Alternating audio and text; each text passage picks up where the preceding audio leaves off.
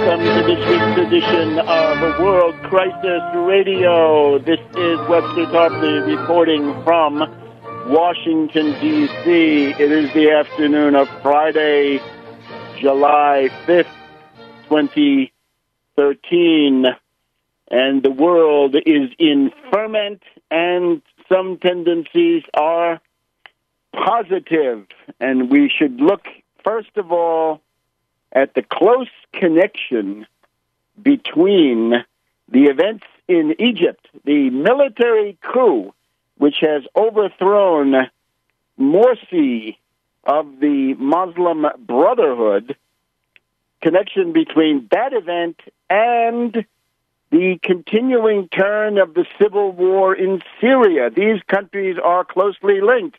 They were one country, at least formally speaking. They were the United Arab Republic under the influence of Nasserist pan-Arabism in the 60s and into the 70s. That was one country. So it's fitting that events regarding Syria seem to have been the main detonator for what has happened in Egypt. Now, the one world source we have for this is the Irish Times, an article published on July 4th in the Irish Times.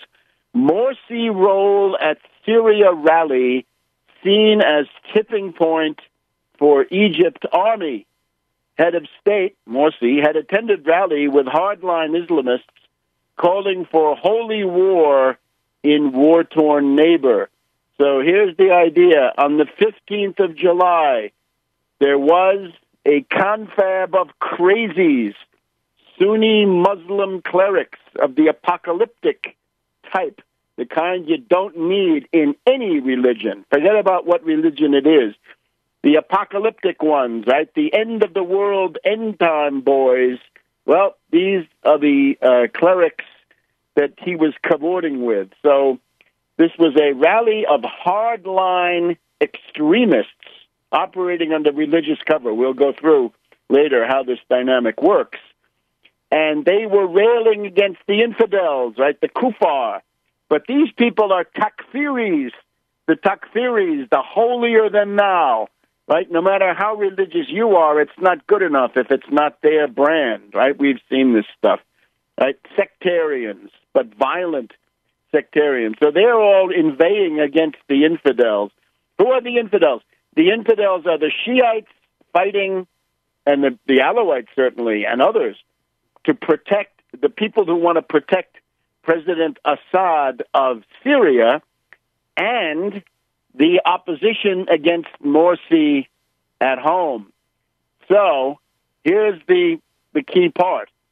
Mr. Morsi himself called for foreign intervention in Syria against Assad, leading to a veiled rebuke from the army, which issued an apparently bland but sharp-edged statement the next day, stressing that the only role of the Egyptian army is to protect the borders, the territorial integrity, and the internal peace of Egypt.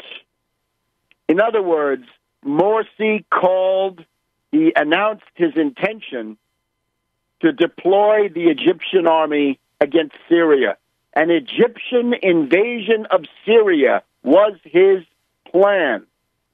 He wanted aggression against another Arab state using the forces of the Egyptian army, right?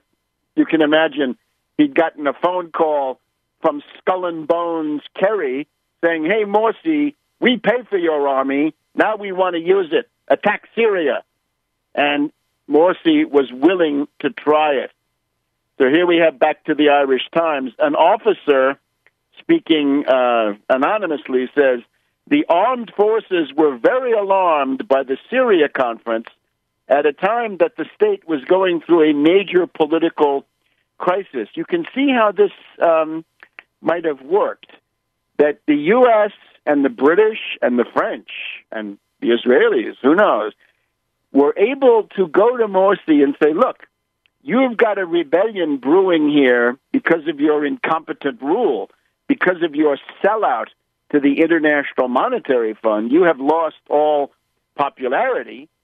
And the Anglo-American imperialists have this problem that Syria has got to be destroyed. So why don't we put these two together?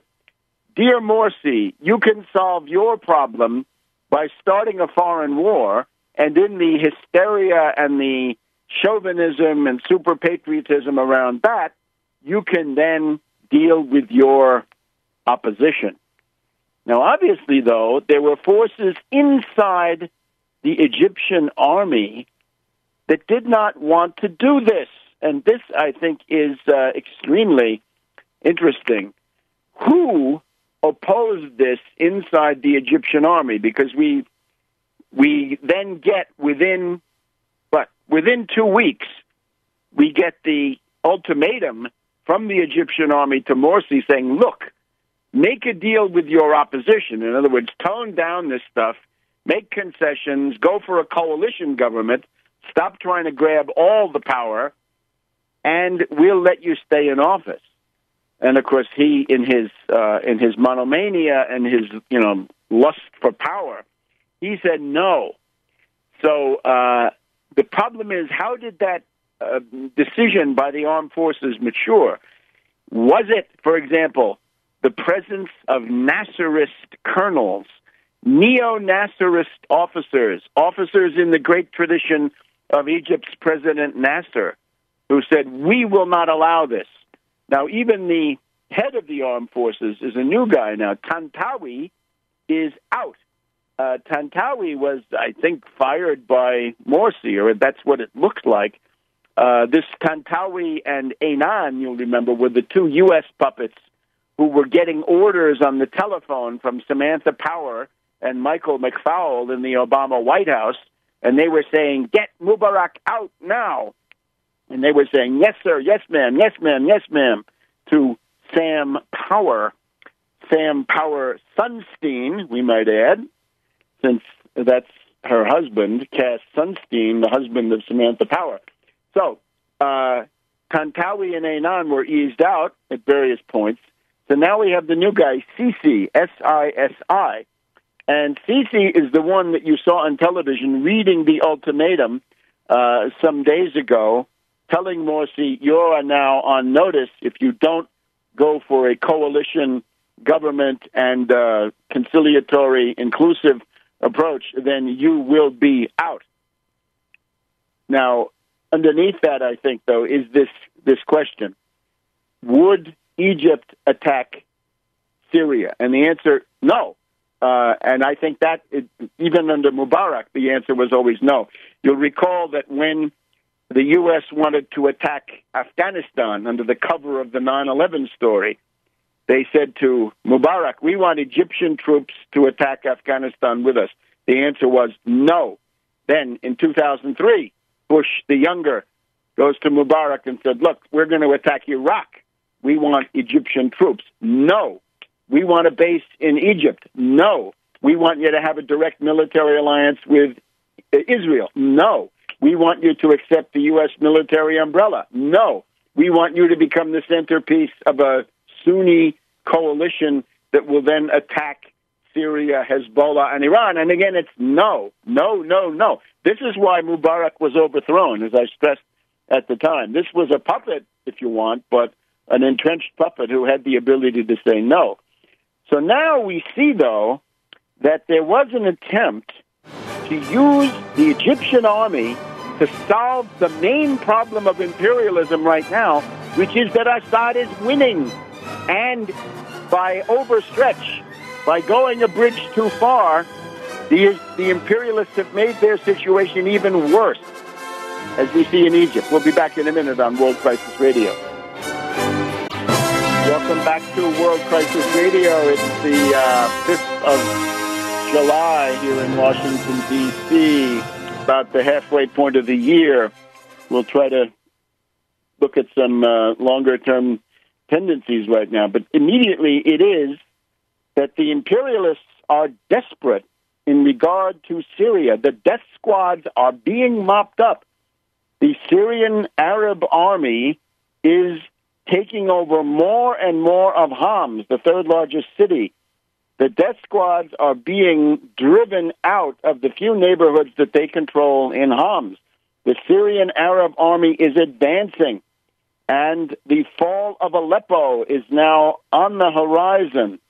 Homs, Aleppo, Deraa, these are the key points that are now within reach of liberation during the summer campaigning season, along with other smaller localities, right? We won't go through the list of smaller areas that are also being freed from the yoke of these crazies.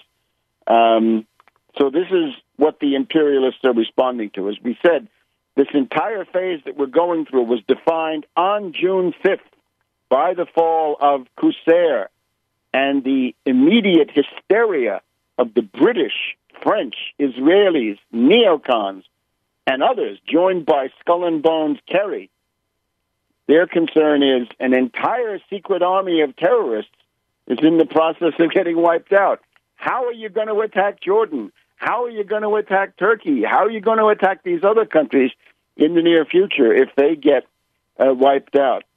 So they turn to Morsi. And Morsi, of course, had his roots, and we'll talk in a minute about the roots of the Muslim Brotherhood. It's a creation of British intelligence. Now, of course, it became more than that over time. When something like that is founded and then lots of people join it, it becomes more complex than simply taking orders from London. But on the other hand, the original sin tends to remain. So Morsi had been going off the deep end lately in this power grab, right? As Hamdin Sabahi, who is the viable candidate to now become the new president of Egypt, the Nasserist Hamdin Sabahi, had said, 2012 was the year of overreaching for the Ikhwan, for the Muslim Brotherhood. They had gone crazy. They tried to grab all power. You'll remember the Muslim Brotherhood said, we will not have a candidate for president. Then they had quite a few, and they finally seized the presidency. And once they did that, they tried to seize everything else. They were trying to seize the parliament, the constitutional convention, the presidency, and everything else. So this obviously led to a backlash. So Morsi had done things like this. He had appointed a known terrorist, allegedly a retired terrorist, to be the governor of the province of Luxor. Now, this is interesting. Luxor is in Upper Egypt, right? In other words, south of Cairo, up the Nile towards Sudan. And Luxor is where the pyramids are. So this is the main center for the big pyramids, anyway. There are pyramids in various places, but Giza and so forth, right? And other important ruins. Luxor, up the Nile, is where about 15 years ago, 70 or so foreign tourists were assassinated. They were massacred by this group, Jama'a Islamiyah. Jama'a Islamiyah was Zawahiri, among others, right? The current titular head of Al-Qaeda comes from this, right? The entire Al-Qaeda leadership at a certain point comes out of this Egyptian Muslim Brotherhood, right? Al-Masri and people like this. So this group of terrorists had massacred tourists, right? They said, we don't want tourists coming into our country. These are infidels once again. And the guy who led that is a guy called El Khayat. El Khayat, retired terrorist, right? 15 years ago, superintended the killing of 70 tourists, had then been made the governor of Luxor province. So it's basically El Khayat is saying to Europeans and others, come on down, enjoy the sun, and just don't let the fact that I killed 70 people 15 years ago, don't let that trouble you. Now, of course, this has happened in other countries. You know, Joschka Fischer in Germany was implicated in the death of a cop or a maiming of a cop in the Frankfurt area some years before. Anyway, you get the idea. We have Bill Ayers still running around in the United States. But This is a little bit heavier, right? This is 60 to 70 people killed, and they put them right in where the at the scene of the crime. So he had gone too far, and this is what we then read in this interesting article, which is the notion that a red line somehow was crossed by Morsi. Here we have in this Irish Times article at this confab on the 15th of June. Morsi calls for foreign intervention in Syria against Assad, and the commentary on that is that this was too much for the army. The Syria rally had crossed, quote, a national security red line, unquote, by encouraging Egyptians to fight abroad, risking the creation of a new generation of jihadists, said Yasser El-Shimi, an analyst with the International Crisis Group, right? That's, we know the International Crisis Group, right? Soros, Brzezinski, but that's what they're saying. At the heart of the military's concern is the history of militant Islam in Egypt, the homeland of al-Qaeda boss Ayman Zawahiri. The military source condemned recent remarks made by retired terrorists allied to Mr. Morsi, who has deepened his ties with the once armed group Jama'a al-Islamiyah. So you get the idea. This would have been a catastrophe. This would have led to a regional war. This would have been a vast massacre on all sides, and nobody in the world would have remained immune to the consequences of mobilizing this large Egyptian army against Syria. So, what does this lead us to then? Obviously, our policy here, hands off Syria and impeach John Forbes Kerry of Skull and Bones. We can see that the imperialists are really desperate. They are trying literally everything, and that's what we're seeing all around us. The British, the French, the Israelis, the neocons are so concerned to save this secret army of terrorists that they're trying Obama, Snowden, Kerry, Egypt, the UN, and we'll go through some of the details in a minute. Back on World Crisis Radio. Welcome back to World Crisis Radio, Webster Tarpley in Washington, D.C. Keep up with everything on Tarpley.net, Tarpley.net, and in these troubled times, Twitter feed Webster G. Tarpley. A lot of action on Twitter. So, Assad of Syria celebrates the Egyptian coup. It is the downfall of political Islam. And we have to be maybe a little bit more specific of this crazy terrorist variety, right? The kind that leads into the kind of thing you see with al-Qaeda or Jama'a al-Islamiyah or whatever it is. Now, from the imperialist point of view, the problem is to save the death squads of Syria before they're wiped out, because that's what's happening to them.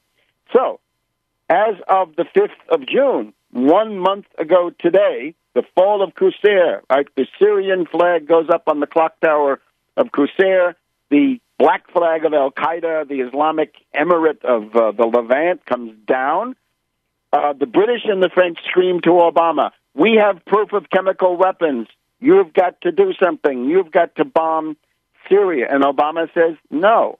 Then they mobilize Snowden on the same day. Snowden, Glenn Greenwald, NSA, Obama taps your phone, Obama reads your mail, Obama snoops on conferences, Obama listens to every phone call in Europe, 500 million a day or whatever it is. Snowden, as we'll be happy to register in just a minute, this entire Snowden thing is falling apart, and hopefully partly through the efforts of this broadcast and the co-thinkers and others who have contributed to this, because I think that is an important part of the picture. Snowden has not found the immediate media embrace, right? And his merger with Assange has not helped him. It's hurt him a lot. And there's even now a falling out among thieves in that department. We'll get to that in a minute. So they call for Obama. He says no. Snowden, they try Snowden. they do weaken Obama, right? They get him to announce what the U.S. has been doing all the time, which is arming the rebels with these smaller categories of weapons. They get Obama's youth support falls by 18%, and now we have Merkel and the other Euro hypocrites who are yelping and complaining and whining about NSA spying. Those European countries are all participants in NSA spying. They knew everything all along because the NSA facilities are located on their Verschlungene territory, the Euro hypocrites. And any news service that broadcasts that stuff at face value is absolutely crazy. Then we have on the 12th of June, 1 week after the fall of Qusair, attempted coup d'etat in the Principals Committee by Skull and Bones Kerry. Then we have the attempt around the 15th of June, when the Skull and Bones action in the Principals Committee fails. 3 days later, they trot out Morsi to say, let's have a jihad, right? And it's not clear. It's not just what the Irish Times thinks, that it's volunteers going. No, this is the Egyptian army going as an organized unit. And in the last couple of days, believe it or not, the British, the French, and I think the U.S. too, have gone back. This is still, the State Department. They've gone back to the United Nations Security Council, and they've said, oh, there's a humanitarian emergency in Homs. We've got to have a humanitarian corridor. In other words, we need a safe zone. We need a cordon sanitaire. We want to start invading Syria under that pretext. And this was vetoed by Russia. Thank you, Russia. So you can see the U.S. and the British are trying everything. Now, for those of us who have been around the block, everything includes Gulf of Tonkin and massive false flag. They're capable of lots of things. They've tried false flag with the chemical weapons. It's not working. The skepticism is high. But now it's time for absolute vigilance and total mobilization. Stop the attack on Syria. Don't worry about who's reading your emails. Make sure that your emails say, hands off Syria, impeach Kerry. We got a lot of people who haven't really done much with their phone calls and emails, who they're concerned about their privacy. We're concerned about something else, the fate of civilization. And that is right now, what happens with Syria is going to determine what happens to your civil liberties for a long time to come. Now, let's just look at Egypt for a minute. First, let us say, we support the ouster of Morsi. We would not do this lightly. This is not done lightly. This would not be done on the basis of internal policy alone, but it is predicated on the fact that Morsi was trying to embroil Egypt in a catastrophic Middle East war by attacking Syria. That's the line. You try to start a war, you're coup bait. So, however, in order to understand how this has occurred, we've also got to go back a little bit. Remember that the great advantage of the Muslim Brotherhood was that they'd been out of power for 70, 80 years. Right? They'd never been in power. They were founded by British intelligence in the late 1920s to counter and undermine the tendencies for Egyptian nationalism, then emerging in the Waft party. Waft was the main sort of normal bourgeois party, and it meant kick the British out. Kick the British out of Egypt. That was the content of nationalism in the Waft. So the British create a counter gang, which is this Muslim Brotherhood.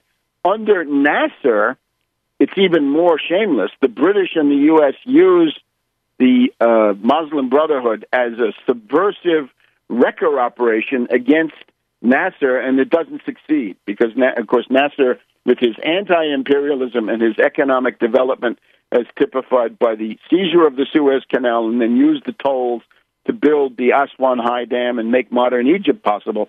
The Muslim Brotherhood was mobilized against that, and it didn't work very well. But that's where a lot of modern terrorism comes from, is those struggles in the 60s and into the 70s. So the advantage of the Muslim Brotherhood was that they could simply say, the existing system is corrupt and terrible, give us power and we'll do something about it.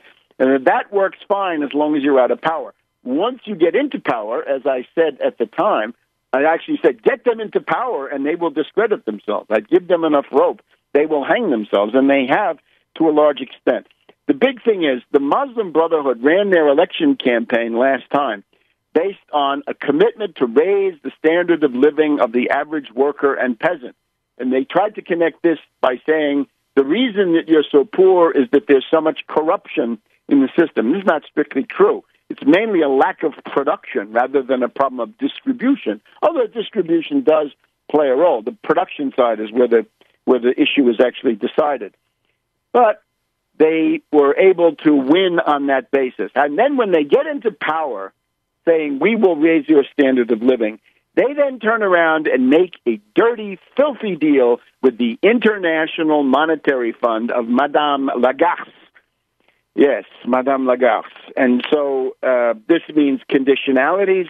This means austerity. It means last November 2012, a doubling of the price of gasoline, tremendous resentment, tremendous anger, tremendous sense of betrayal. This is the beginning of the end for Morsi, is when he doubled the price of gasoline.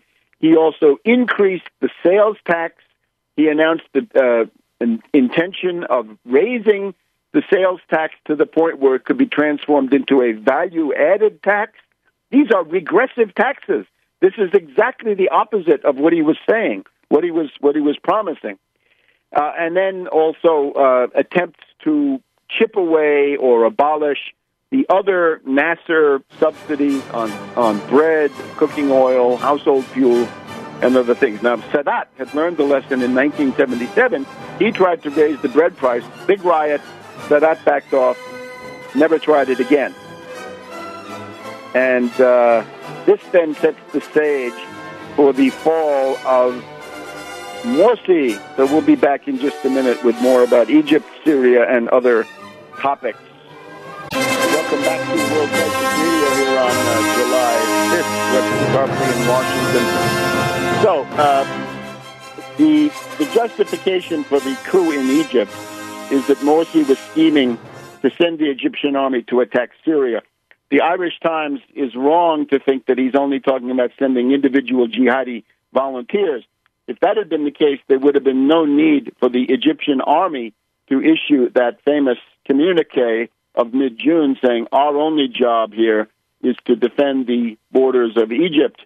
They obviously interpreted it as a threat to order them to attack this fellow Arab country. So this is what it was. However, from the internal political point of view, Morsi's self-destruction is based on his capitulation to the International Monetary Fund and their absolutely destructive conditionalities, their austerity program, and their destruction of national sovereignty, and so forth. So that is, I think, the basis for saying that this coup is justified. Again, we don't do that lightly. We're not, coup artists here, anything but. However, in order to avoid this catastrophic war, I think that puts it in a different light. Now, what's the way out of this? There is a grave danger of chaos. There's a grave danger of civil war. There's a grave danger of the Algerian scenario, where the Muslim Brotherhood then decide that they're going to start an internal guerrilla war. There's the kind of thing that the Muslim Brotherhood did in Egypt in the 1950s and 60s, which is a kind of a low-level terrorist resistance. The problem the Muslim Brotherhood now has is that they've had power and they've abused it and misused it. And above all, on the main issue, did you raise the living standard of the average worker or peasant? No, they didn't do that. They did the opposite. They used regressive taxation. So austerity is the thing that killed the Morsi presidency. Good lesson to learn, governments around the world. No austerity under no circumstances, and no IMF. Now, of course, most of the coverage simply ignores this. The other thing that's being ignored is, who's the opposition? They say, they're a leftist. Well, I think by leftist they mean Hamdin Sabahi, who's actually a Nasserist. It's not quite the same thing. You'll recall last year, about a year ago, there was a two-part election campaign, and in the first round, You had Morsi come in with 25%, and then you had the army candidate, whose name, this is a non-entity, and then 700,000 votes behind the army candidate. You had Hamdin Sabahi, the candidate of the Nasserist tradition, and everybody was surprised because Morsi had the apparat of the Muslim Brotherhood. The second guy, Shafiq, I think, he came in with the army and their entire complex of interests. Sabahi didn't seem to have an apparat, but he still got 21% of the vote. So Morsi 25%, Sabahi 21%, and the army guy in the middle, but just a little bit ahead of Sabahi. Now, I say that Sabahi he's first of all the victim of a conspiracy of silence in the Western media. They don't want you to know that this exists, but it does exist, and this is the viable alternative. This is the viable way out. The campaign that Sabahi ran last year was, first of all, no to the Islamists, no to the neoliberals. So no to the Muslim Brotherhood, and no to the International Monetary Fund and their killer genocidal austerity. There's already a lot. It's the Dignity Party, the Democratic Nasserist. Sabahi, his platform was essentially the Franklin D. Roosevelt 1944 Economic Bill of Rights. Let's go through it. Hamdin Sabahi says that his commitment to the people of Egypt, and he wants to be judged, is housing, health care, food, free education, jobs, social insurance, right, a pension, fair wages, and a clean environment, right? Absolutely key in polluted third world countries. And what he means by environment is the kind of pollution that harms people, not some theoretical construct about carbon and global warming, but the kind of thing that gives you cancer or skin diseases or whatever the case may be. In terms of food, Egypt needs to increase food production. It's the biggest world importer of wheat. This is used by the United States as the main tool of blackmail, and I've seen that on many, many occasions, even sometimes when I was involved in certain negotiations, which I guess someday I'll write about. But the food part is important. Fair wages. You've got to increase the arable land of Egypt by about 20 million acres, and one of the things is the Second Nile. In other words, you've got to find some way to divert water or bring up water from the desert and use that then for cultivation. Here's another good one. Instead of increasing the sales tax, or even worse, going to a value-added tax, Hamdin Sabahi says, let's have a Tahrir tax. The Tahrir tax is that if you have more than 50 million Egyptian pounds, Egyptian pound about 7 to a U.S. dollar, I would say. So if you have more than about 7 million U.S. dollars, if you're a millionaire 7 times over, come on, a 10% one-time Tahrir tax will be levied. One time, 10% of your assets, not income, total assets, everything you've got, 10%.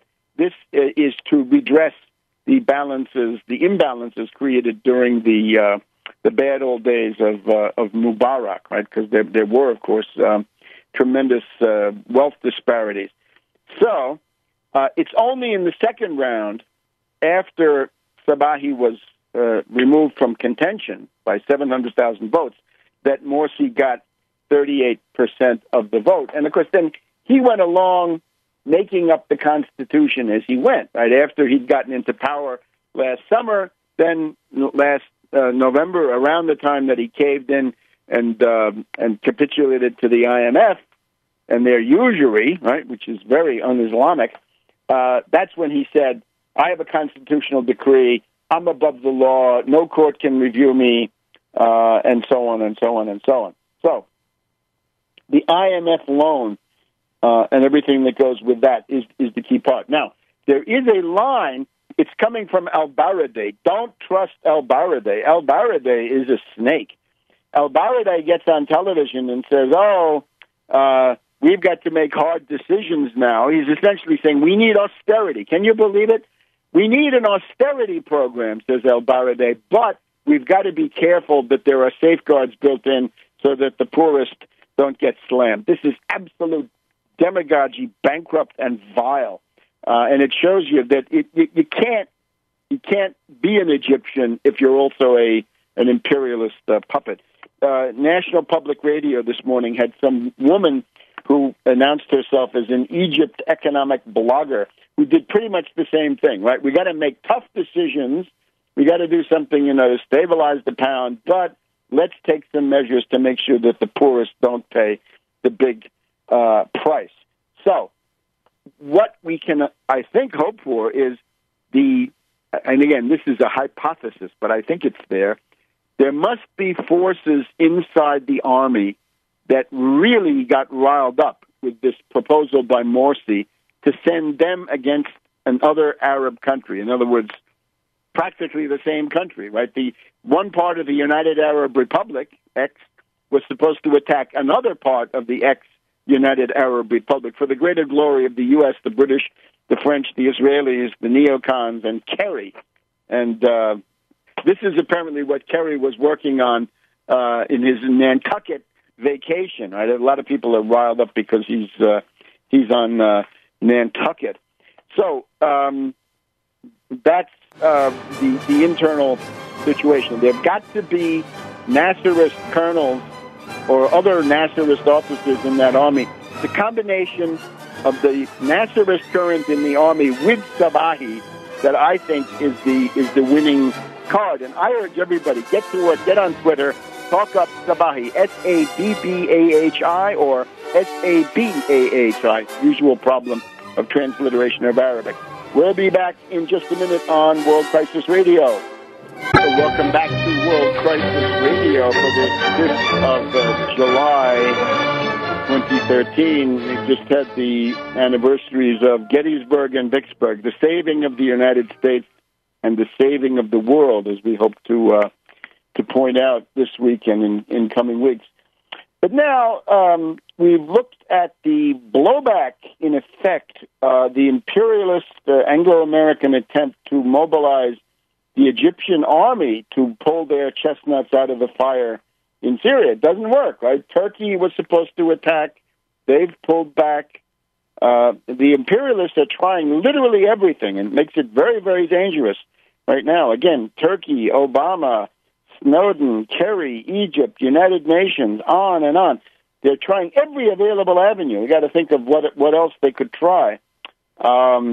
There's even the possibility of a war with Ethiopia. Right? You could stoke some kind of a conflict over the Nile, which has been latent because of various water projects on the Ethiopian side. Those are great projects, and they should do them. But you can see the imperialists might try to create problems there now to punish the Egyptian army, force them to attack Syria after all. So this is our current situation. Now let's look at the Snowden angle, right? Snowden, the CIA provocateur. Snowden, the protagonist of a limited hangout operation. Now it was clear that his the sheen had gone off this operation, right? China wanted him out. They don't want to be troubled by this guy, right? It's not worth it. Putin says this whole thing is like shearing a pig, lots of squealing, very little result. And then we've even got more. We've got President Maduro of Venezuela speaking from Moscow on RT says maybe Snowden is being manipulated. A British academic by the name of James Boys, Boys, from King's College London, said a day or two ago, he wondered, who pulls the strings of Snowden? So these are good questions, indicating growing skepticism. Now, we've also got conflicts inside this cartel, right? A lot of it grows out of the fact that Snowden has now revealed himself as a subsidiary of Assange and WikiLeaks. I don't think anybody really believes that Snowden is actually in a transit lounge. Well, he's not in the normal transit lounge because obviously news services have sent reporters through there, right? You send a reporter from Tokyo to someplace else with a 15-hour layover in Moscow, and then you've got them in the transit lounge, and then you look around, right? So they've done that. The Washington Post has done it. The Washington Post today concludes, this is just en passant, for 12 days, Snowden has been hidden in a mile-long transit corridor of Sheremetyevo Airport. And they show you a map here on page A4 of the Washington Post of today. Despite intensive searches by reporters, nobody has seen Snowden in the airport's transit zone, setting off speculation that he may be in Terminal A, which is restricted to officials and those who use private planes. Well, undoubtedly they can, if you want to know something, you can get a private plane and try that. But you get the idea. My personal idea is that Snowden is probably in some kind of a safe house where he's being debriefed. Fine, that's what happens in this big world. The degree of hypocrisy on this issue is very high. Snowden is a provocateur, and he's causing trouble. He's succeeding in causing maybe not as much trouble and not the kind that his handlers wanted, but trouble. The joining with Assange means that you're joining an operation, WikiLeaks, which was godfathered by Cass Sunstein in his infamous article, Brave New Wiki World, February 2007 in the Washington Post, and you're joining a cognitive infiltration operation called for by Cass Sunstein in his paper about cognitive infiltration to wreck popular movements that threaten the goals of the regime. And that would mean today a peace movement, right, to try to stop this. It meant 9/11 truth, people who don't like covert operations, who are skeptical about all these things. So, again, Snowden comes forward with stuff that we knew since Echelon, Trailblazer, warrantless wiretapping, the Comey-Ashcroft versus Karl Rove and so forth, right? And Gonzalez. We know all this stuff, but now it's all dished up as new and all then tied around Obama, which obviously Obama is guilty enough. But the purpose of all this is to get Obama to go beyond his divine plan, DEVINE, into the realm of a big war with a big air war and a big land war in the Levant, in Syria. So once you join with Assange, you have joined this very smelly international operation, and you see these characters on television. These are, what can I say? You wouldn't buy a used car from any of the spokespeople that they've put on. Now, we have the complaint of Snowden's father. Lonnie Snowden complains that Assange is attempting to control access to his son. Lonnie Snowden says, Assange won't let me, the father, talk to my son, Ed Snowden. The father doesn't like the presence of WikiLeaks. He wants WikiLeaks to butt out. He's correct. It is the kiss of death. It means that all the enemies of WikiLeaks then turn against you, and you begin to acquire that Cass Sunstein pedigree.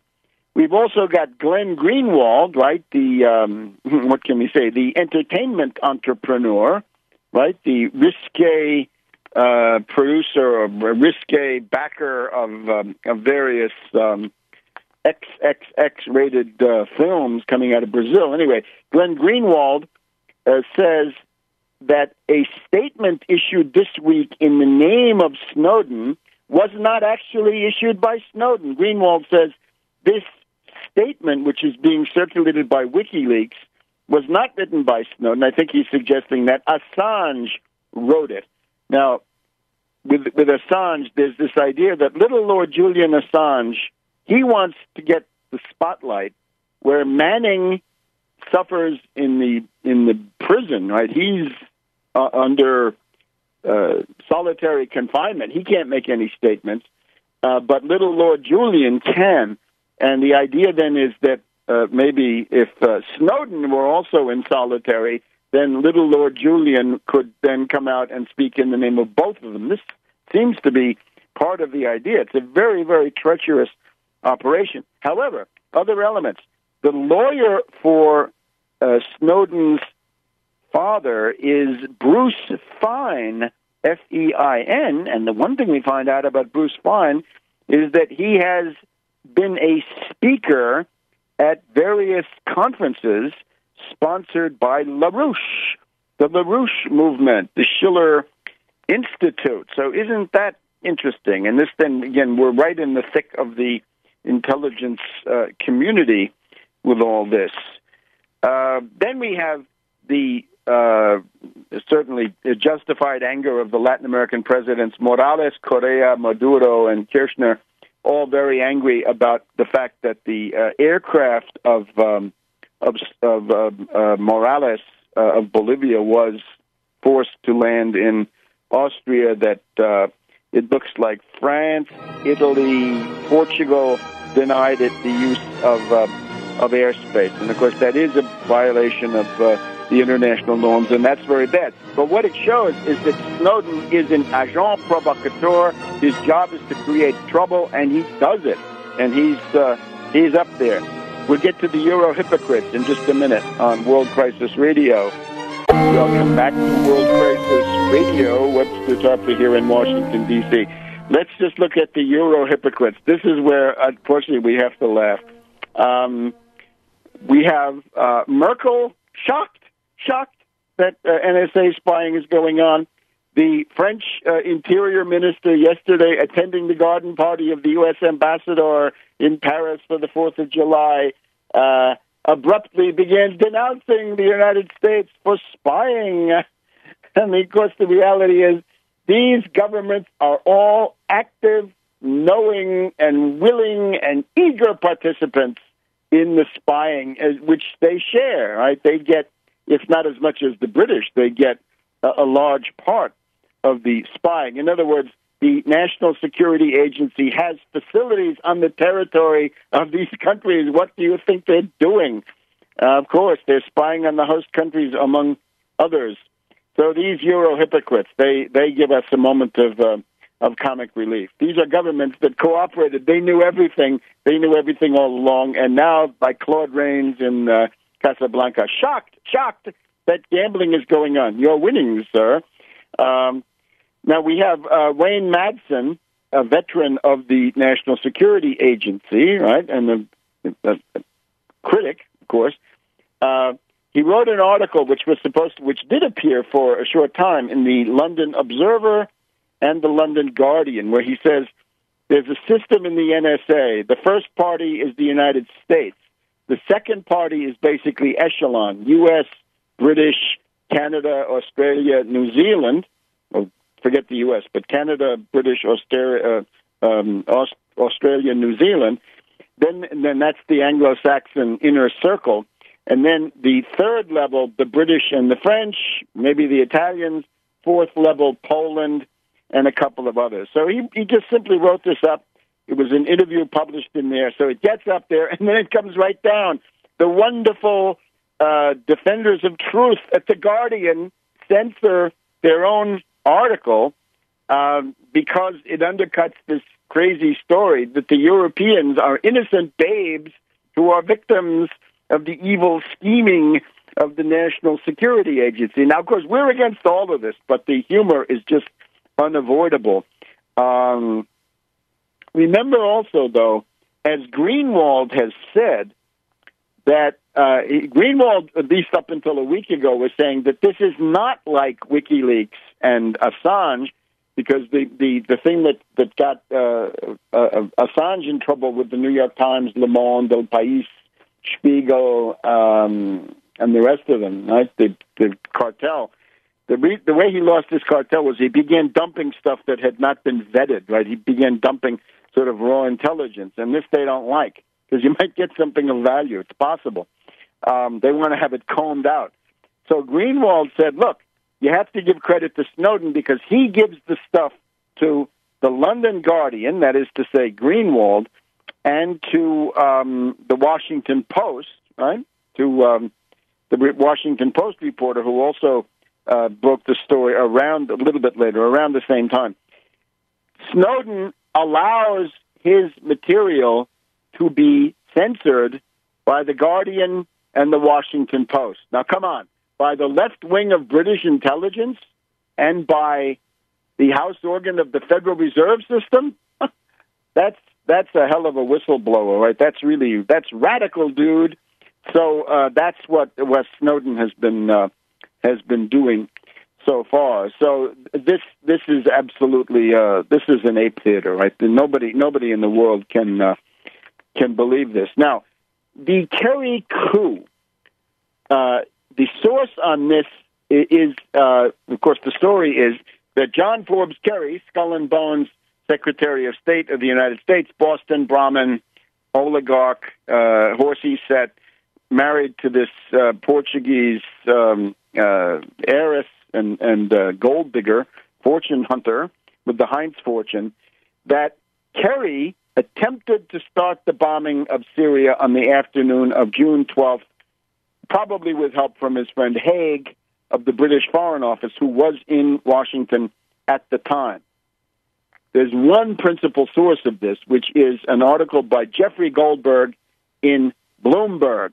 Now, obviously, the intelligence community, not wanting this story to be widely spread, is launching the idea that, you can see it's the Israelis that are really behind this, right? You get the idea. That's absolute garbage. This is a real story, and the motivation of Goldberg is that he wants the bombing to occur, clearly. He's a hawk. He wants you to know that the great Kerry, he's smart enough not to put it in quite these terms, but he wants you to know that Kerry has made an attempt to do the right thing, and that Dempsey and others in the Principals Committee have stopped him from the necessary measure of bombing Syria. Don't believe people who debunk this based on the fact that it's Bloomberg and Goldberg, right? That you can see what they're trying to do. No, this is a real story. This is what happened. This is Kerry. He was always more aggressive. As soon as he came in as Secretary of State, the word began to come out.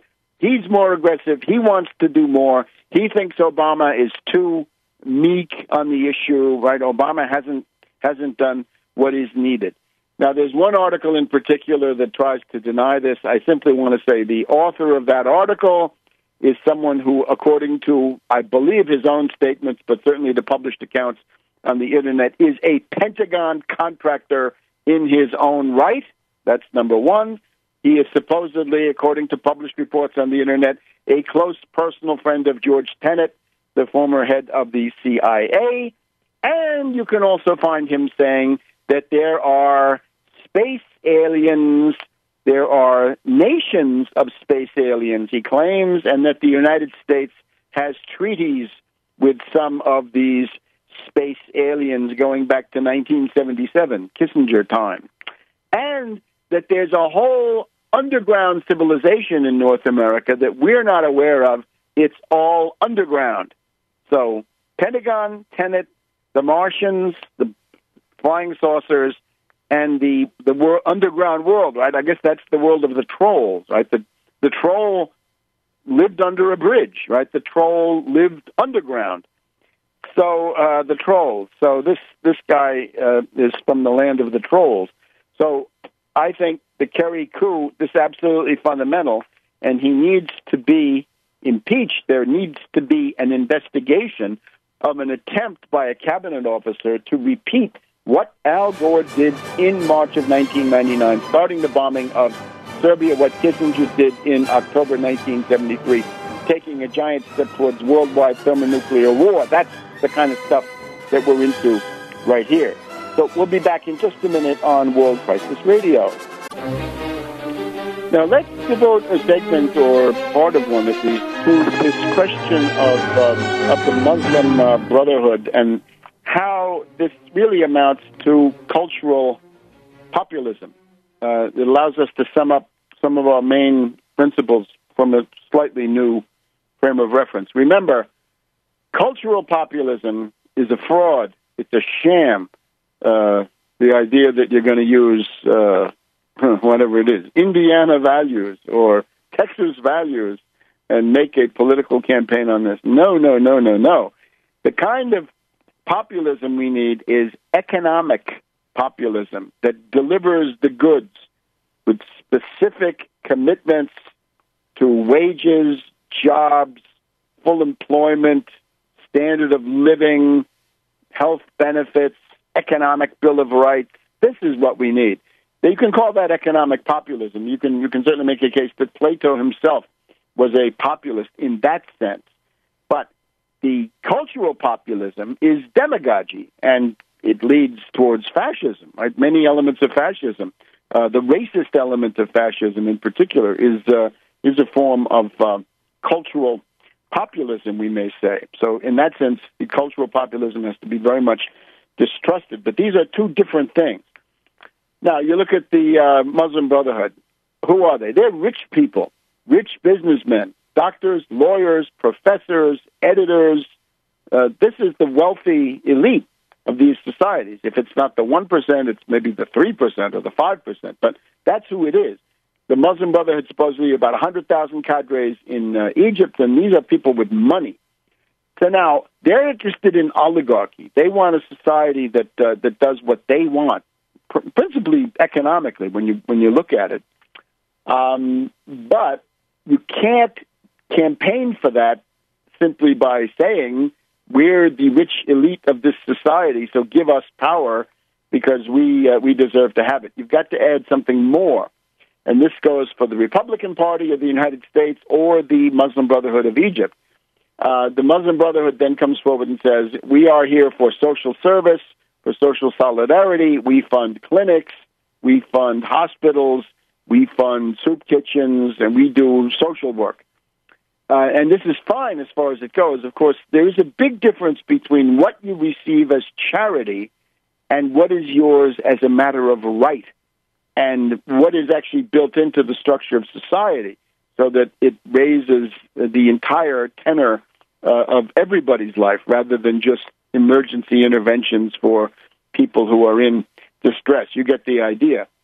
So the Republican Party of the United States, it's essentially a group of warmongers, right, the neocons, Wall Street money people. With that, you can't organize a party to say, we're the money people and we're the warmongers, vote for us. You've got to add all this other stuff about abortion and social issues so that you can get the big battalions, which are the Christian fundamentalists. You've somehow got to dupe them. You've got to dupe them about the role of Israel, the role of Wall Street, whatever it is, and the libertarians, right? Don't forget, right? If you're voting for Ron Paul or Rand Paul, that's a Republican, and they will vote for the Republican, right? When push comes to shove, when their vote is needed, put it that way, right? Ron Paul voted for the post 9/11 authorization to use military force, which is the origin of everything, even before you get to the Patriot Act. All right, so in the Muslim society, cultural populism appeals to people who are sincerely bewildered by the world. They don't like globalization. They don't like foreign influences. They don't like the fact that so much of Western civilization is pornographic.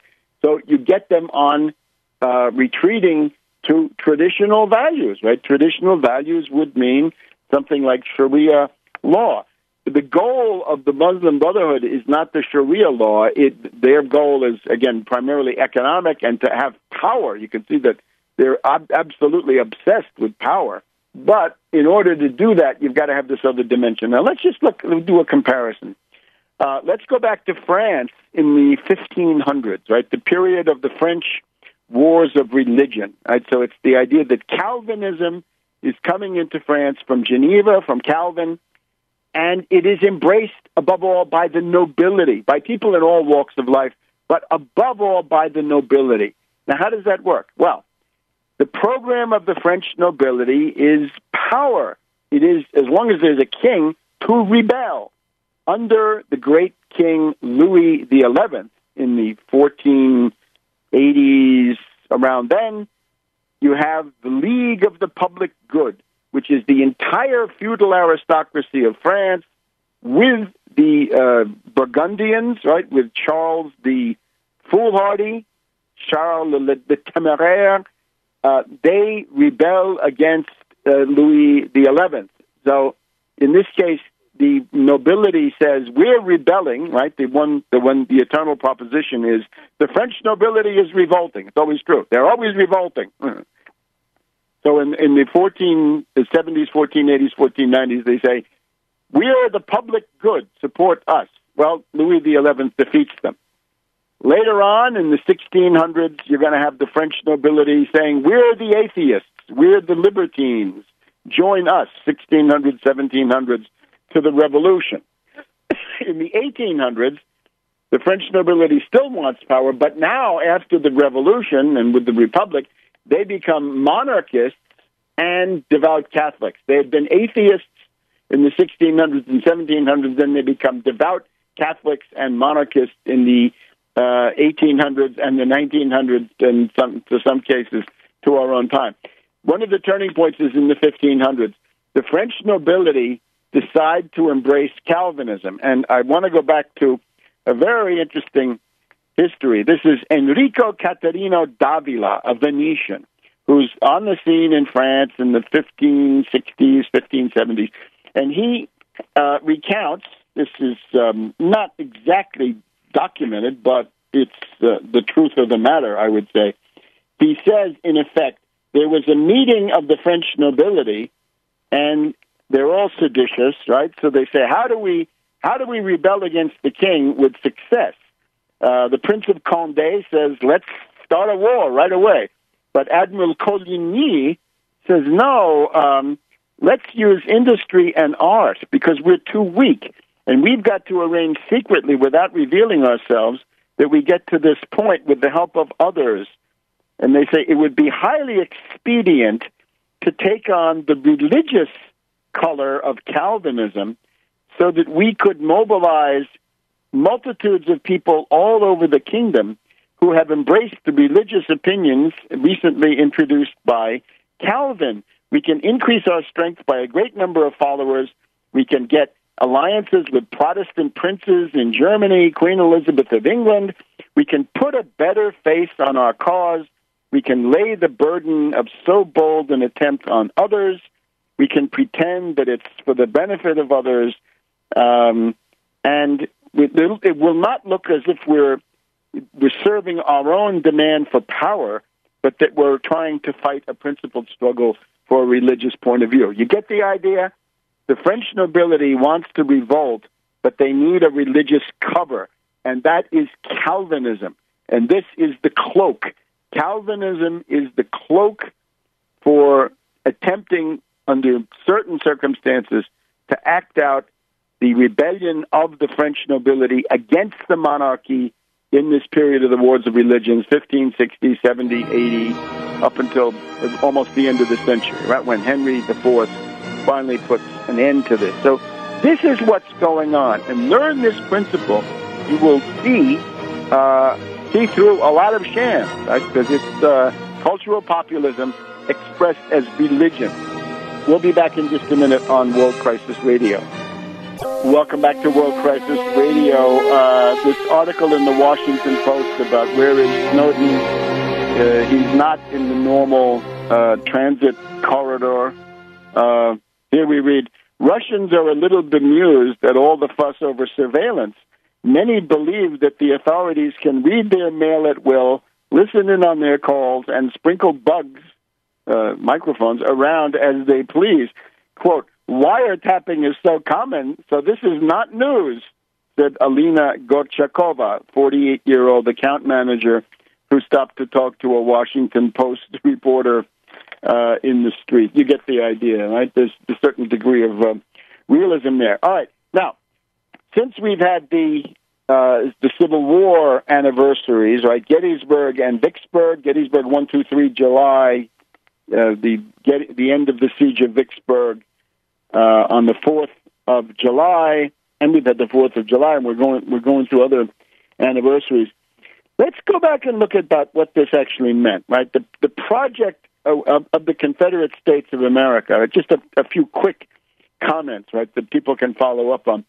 Remember that secession was the product of a network, right? It's a product of the spread of the southern jurisdiction of the Scottish Rite Freemasonry at that time with a center, a kind of a sub-center in Cincinnati. That's not where it's headquartered now, but that was the operational point. And essentially this sent out operatives to the various secession conventions, right? And this was not easy to do. And in many states, this was done by a small and highly organized, determined minority. But once you put it into motion, of course, it's kind of like the Cold War. It takes on a life of its own. The goal of this, of course, the center of the Scottish Rite Freemasonry is Britain. It takes place, the secessionism takes place at the height of the world power of the British Empire. British Empire is at its height between 1848, when the various European governments, Metternich and Louis Philippe, go down, and the British are left standing. Everybody falls except Russia, and then the British start a series of attacks. They attack Russia with the Crimean War. They have been attacking China with the Opium Wars. They do the Great Mutiny in India to increase the power of the British East India Company and to massacre people, show them who's boss in India. The French under Napoleon III are puppets, continental dagger for the British. They are key in the Crimean War in the early 1850s. The French then go and attack Indochina. And then shortly thereafter, once the U.S. is embroiled in civil war, the French attack Mexico and invade Mexico. The Spanish re-seize Santo Domingo, right, the Dominican Republic, during the time of the American Civil War. So there's an attempt to undermine the Monroe Doctrine while the U.S. is tied up with this Civil War. At the end of the war, of course, Lincoln or Johnson send Sherman with 100,000 U.S. Veterans to the border with Mexico, and this is part of getting rid of Maximilian and that French-backed regime. So he pays the price in the Cierre de las Campanas. So that's the context. Now, the period of British total domination is marked, the end of it comes with the victory of Lincoln in the Civil War and the unification of Germany under Bismarck, because the power constellation is the ones that would tend to go together would be the United States, Russia, and Prussia, perhaps Italy. This is not so clear. And on the other side, the British, the French, Spain, Portugal, and possibly Austria-Hungary. And the key moment in this international dimension, as we've been stressing, the arrival of the Russian fleets in New York and in San Francisco in September, October 1863. So we're going to have the 150th anniversary, and we should prepare to do something to commemorate this, because along with Gettysburg, Vicksburg, Gettysburg means that Lee can't capture Washington. Vicksburg means that the Confederacy is denied the Mississippi, and Arkansas and Texas and much of Louisiana are then cut off. But the international dimension is you could still have an attack by the British and the French, but this is stopped by the Russian fleets. Now, it's not so much the Russian fleets, which are not that powerful, although they have certain capabilities, but it's the idea that there are these huge land armies, right, the biggest in the world, that are backing up those fleets, and that those, might come knocking in Paris. Remember, in the Napoleonic Wars, the Russians had made it all the way to Paris, which they occupied. The word bistro is bistra, meaning fast. The Russians would say, serve us right away, give us a drink, and make it snappy. Then that's bistra. All right. So the Confederate project is not just the southern states. Remember, slavery is a form of primitive accumulation. It creates zero absolute profit. The real absolute profit under slavery is negative because it does not develop labor, it does not develop land. It's a process of primitive accumulation against labor and land, and therefore it destroys the slaves and it destroys the land. And therefore it has to spread because it uses up the areas, right? So this is the main question of slavery in the territories, is that slavery has got to expand in order for its vile life to exist. And the plan there is in the London Economist in the 1850s and 1860s a discussion of what this new slave empire is going to look like, and it's referred to in primary sources of the time. The idea that the Confederacy, once established, will extend itself into Mexico, the Caribbean, into Latin America, and there would have been no end to this because it's simply a project of destruction until it ran into effective military resistance. So thank God it ran into that military resistance earlier on.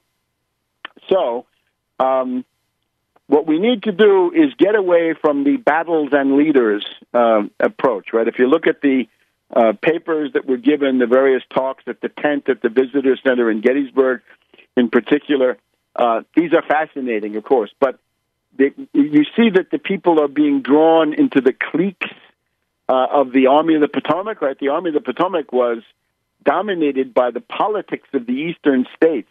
And this is bad news. A lot of Democrats, right? A lot of very dubious Democrats, above all McClellan, but people like Burnside. In other words, people who didn't understand the nature of total war. They wanted to do cabinet warfare. They wanted negotiated solutions. Many of them were favorable to slavery. They wanted to keep that. The class origins of McClellan in the Philadelphia aristocracy or the Philadelphia upper crust, this is absolutely determining. Lincoln is correct. The only way you can win the war is to use the lever of slavery, to deprive the Confederacy of the services of slaves and to enroll them into the Union Army. And eventually it's almost 250,000 U.S. Forces who are African-American, black, in many cases former slaves. So that radicalization is absolutely essential, but there are a lot of people who don't want that, and it's amazing how far up that goes. But one of the great benefits of Grant is that he says, yes, we're going to have former slaves become troops, and they're going to fight very well, and they did. And there are any number of such examples. So rather than simply focus on, did Sickles and Meade get along, or, was Howard, the Republican, the odd man out, and so forth, it's important to get this worldwide significance, right? What was really at stake? Gettysburg was the battle for the world, because if it had been lost, much of the world would have gone into a nightmare of slavery and primitive accumulation. And the final lesson is never again. Don't let anybody bring this back. So Rick Perry is a madman. Anybody calling for an armed march or guns in Washington, D.C. is a madman. They deserve to be isolated and denounced. And no two ways about it. So never again. The main goal of politics is to avoid civil war at virtually any cost. And we'll be back next week on World Crisis Radio.